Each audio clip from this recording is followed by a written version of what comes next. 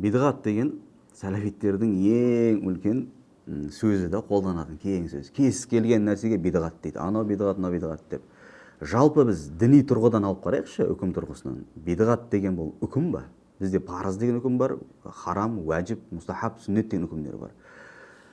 Осы бидғат, осы аталған үкімдердің ішінде қайсысына кіреді? Ешқайсысына кірмейді. Бидғат деген бұл жаңалық деген нәрсе. Сәләфиттердің наурыз тойлауға болмайды, бұл бидғат. Тәспі тартуға болмайды, бұл бидғат. Тағысын тағы өздерінің халықтың арасында кең тарататын сөздері бар. Бұл бидғат дегеніміз екіге бөлінеді.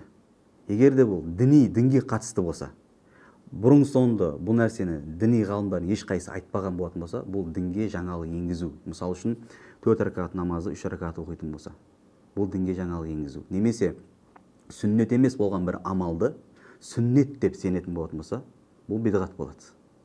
Ал дінге қатысты мүлдем болмаса, дәстүрлік мейрамдар, мысалы үшін, ұлтқа қатысты мейрамдар, немесе шариғатта анық айқын келмеген нәрселерді ізгі амал мақсатында орындайтын болатын болса, немесе сондай бір мейрамдарды, мемлекет бекітіп берген мейрамдарды атап өтетін болатын болса, бұл дінге қатысы болмағандықтан бұл ешқандай бидғатқа кірмейді.